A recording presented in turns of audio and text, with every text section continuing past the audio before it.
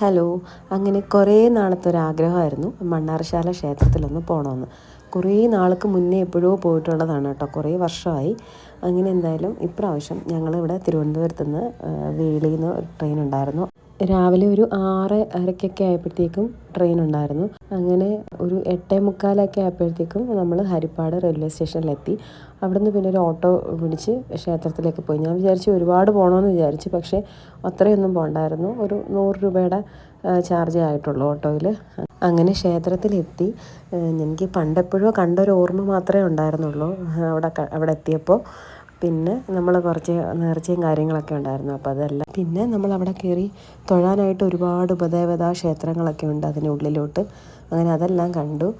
പിന്നൊരു ഭാഗ്യം എന്ന് പറഞ്ഞാൽ മണ്ണാർശാല അമ്മയെ കാണാനുള്ളൊരു ഭാഗ്യം ഉണ്ടായി. ഒരു 10:30 തൊട്ട് 12:30 വരെയാണെന്ന് തോന്നുന്നു സമയം കാണാൻ പറ്റുന്നത്. അപ്പോൾ എന്തായാലും അവിടുത്തെ അമ്മയെ കണ്ടു, ദർശനം വാങ്ങി. പിന്നെ അവിടെ നിന്ന് ഇറങ്ങി. പിന്നെ നമ്മൾ വഴിപാട് പായസമൊക്കെ വാങ്ങിച്ചിട്ട് അവിടെ അന്നദാനം ഉണ്ടായിരുന്നു. അന്നദാനത്തിൻ്റെ കൂപ്പണൊക്കെ വാങ്ങിച്ചിട്ട് അന്നദാനമൊക്കെ കഴിച്ചു. നല്ല സദ്യയായിരുന്നു കേട്ടോ.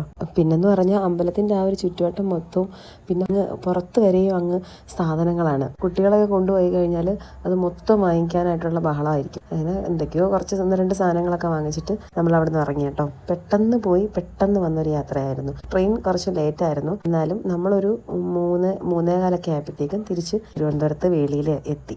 എന്നിട്ട് തിരിച്ച് നേരെ ക്വാർട്ടേഴ്സിലേക്ക്. അപ്പോൾ അത്രയേ ഉള്ളൂ. ബൈ.